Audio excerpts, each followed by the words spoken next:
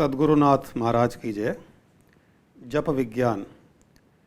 यद्यपि जप साधना अध्यात्म साधन विज्ञान में एक सुपरिचित साधना है, फिर भी इसका गूढ़ रहस्य सर्वसाधारण के लिए एक अबूझ पहेली है। वैदिक, पौराणिक, तांत्रिक, बौद्ध, जैन आदि सभी साधनाओं में जप के महत्व और आवश्यकता की मुक्त कंठ से घोषणा की गई है। सूफी साधक और फ़कीरों में तथा ईसाई कैथोलिक संप्रदाय के भक्तों में जप की प्रथा अति प्राचीन काल से ही प्रचलित है। योगियों ने जप की महिमा का बखान किया है। वे कहते हैं कि यह क्रिया योग के अंतर्गत स्वाध्याय का एक प्रकार विशेष मात्र है। भली भांति विधिपूर्वक अनुष्ठान होने पर इससे परमात्मा का प्रकाश और इष्ट देव का साक्षात्कार होता है और अन्य बहुत से फलों की प्राप्ति होती है। जिस नादानुसंधान की महिमा की हठ योगी, राजयोगी, मंत्र योगी और लय योगियों ने समान रूप से घोषणा की है, उसको जप की ही विशिष्ट अवस्था का नामांतरण कहना अनुचित न होगा। प्राचीन व्याकरणविद इसका वाग्योग के रूप में वर्णन करते थे। मुमुक्षु लोगों के लिए इसे ही सरल राजमार्ग मानकर वे इसकी सर्वोपयोगिता स्वीकार करते थे। योग की कठिन प्रक्रिया, यज्ञ की जटिल विधि, ज्ञान मार्ग की विचार बहुल गंभीर भावना तथा भाव भक्ति का रसमय उल्लास सब साधकों के लिए सुलभ नहीं है, किंतु जप सभी के लिए अल्प प्रयास से साध्य है। जप यदि ठीक ढंग से किया जा सके तो इससे कर्म, ज्ञान, भक्ति, योग आदि सब साधनाओं का फल सहज में प्राप्त हो जाता है। गुरुदेव ये कहते हैं कि अगर जप को सही ढंग से किया जा सके तो कर्म योग का, ज्ञान योग का, भक्ति योग का संपूर्ण फल आप इससे प्राप्त कर सकते हैं। तो यह सही ढंग क्या है जप करने का? जप का संबंध सीधा सीधा प्राण से है और प्राण और मन से भी है। प्राण स्थिर हो जाता है तो मन स्थिर हो जाता है और प्राण का संबंध सांसों से है। हम पूरे दिन में 10,800 सांसें लेते हैं और 10,800 सांसें छोड़ते हैं। और जप योगियों ने इस क्रम को इस तरह से प्रस्तापित किया है कि कोई भी साधक स्वाभाविक रूप से जप करता है तो दिन में 108 माला उसकी पूरी होती है। मंत्रों में बीजाक्षर हैं, स्वर हैं और व्यंजन हैं। षोडशी, पंचाक्षरी, त्रयोअक्षरी, छोटे गुरु ओम जैसा है, सोहम है, ओम रूप में है।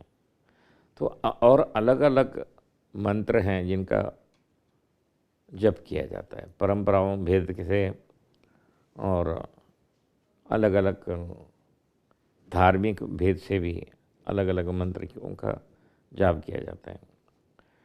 सभी का विज्ञान एक ही है। ये सभी महापुरुषों ने, अनुभवी सिद्ध पुरुषों ने जपों का सीधा सीधा संबंध अपने सांसों सांस के साथ जोड़ा है। तो इनमें अभ्यास के साथ हम सांस के साथ जाप जोड़ देते हैं तो वो अपने आप घटित होता है। आप सभी साधक एक प्रयोग करना चाहें तो ज़रूर कर सकते हैं। सोने से पहले आपका जो इष्ट मंत्र है या जाप है वो आंख बंद करके अपने सांस के साथ जोड़ दे। इनहेल के साथ, एक्सहेल के साथ जोड़ दे और 15 या 20 मिनट तक जाप करते करते आप सो जाएं। तो ये जाप पूरी रात चलता है और सब आप उड़ जाते हैं तो उड़ते आपको एहसास होता है कि इस मंत्र का जाप पूरी रात भर हुआ है। और ये क्रम यदि अभ्यास के साथ आप जोड़ देते हैं तो आपका 24 घंटे वाला जाप अपने आप जारी रहता है। तो ये जो गुरु मंत्र का जाप, गुरुदेव इसका अनुष्ठान ही ऐसा महत्व प्रदान करता है, लाभ प्रदान करता है, या चलते उठते बैठते काम करते हुए कुछ भी जप करते हुए भी यही लाभ प्राप्त होगा? जाप का सीधा संबंध प्राण से है और प्राण का सीधा संबंध उसकी स्थिरता से। प्राण स्थिर हो गया, मन स्थिर हो गया, और स्थिर मन के आत्यंतिक अभ्यास का परिणाम उन्मनावस्था है। तो क्या जिसका प्राण स्थिर होने लगे, कुंभक की अवस्था उदित होने लगे, मन शांत होने लगे, क्या उसको जाप रोक देना चाहिए? जहाँ जप रोकना है वह अपने आप रुक जाता है। सेमी ऑटोमेटिक व्हीकल्स होती हैं, वहाँ आप एक्सेलरेशन 0 पे आते हैं तो वो अपने आप न्यूट्रल में आ जाता है, करना नहीं पड़ता। उसी तरह से जहाँ की जो स्थिति है उसके मुताबिक जब अपने आप रुक जाता है या आरंभ होता है। आप इसको इंटरनल सेंसर बोल सकते हैं।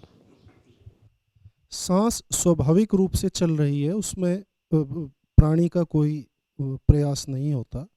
अगर उसके साथ आपके अनुसार उसको स्वाभाविक क्रिया के साथ जप कर लेना चाहिए तो यह प्रयत्न रहित जाप हो गया, जिसको आप साधन बताते हैं। इसको अजपा भी बोल सकते हैं। अजपा भी बोल सकते हैं जी।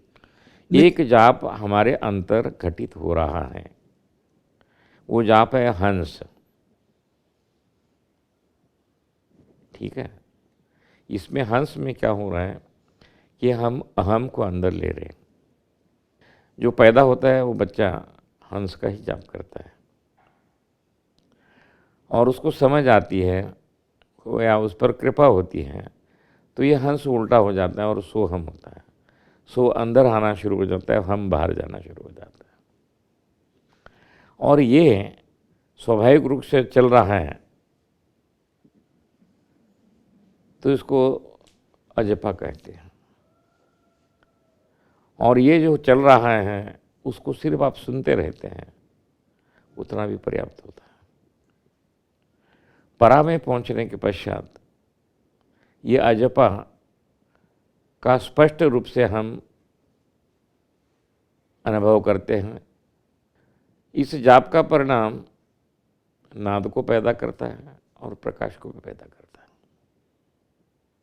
गुरुदेव, जब साधक प्रयत्न सहित, प्रयास सहित जाप करता है तो वो वाली अवस्था कि वो अनुष्ठान कर रहा है या चलते फिरते जाप कर रहा है, तो उस समय पे वो स्वाभाविक रूप से सांसों के साथ मंत्र नहीं मिला पाता।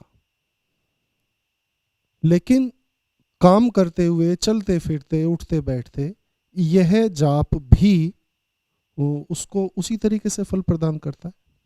प्रयत्न वाला, एक तो अप्रयत्न का अजपा जाप जो आपने इंगित किया, और एक ये प्रयत्न वाला कि किसी भी तरीके से किया जाए, उसका फल भी इसी तरीके से आता है। जाप का संबंध सीधा मातृकाओं से है। मातृकाओं का संबंध शक्ति से है।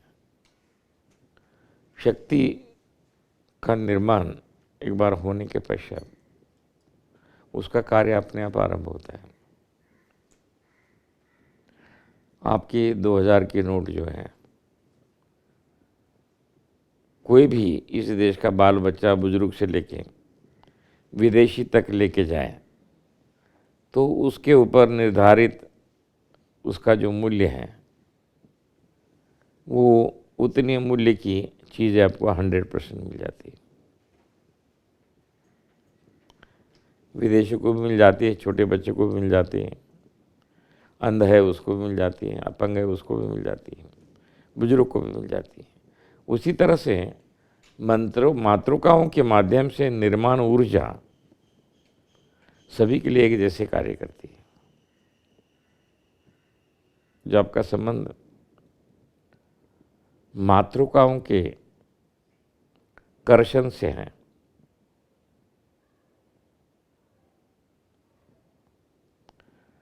मातृकाओं के कर्षण से ऊर्जा का उत्पादन होता है।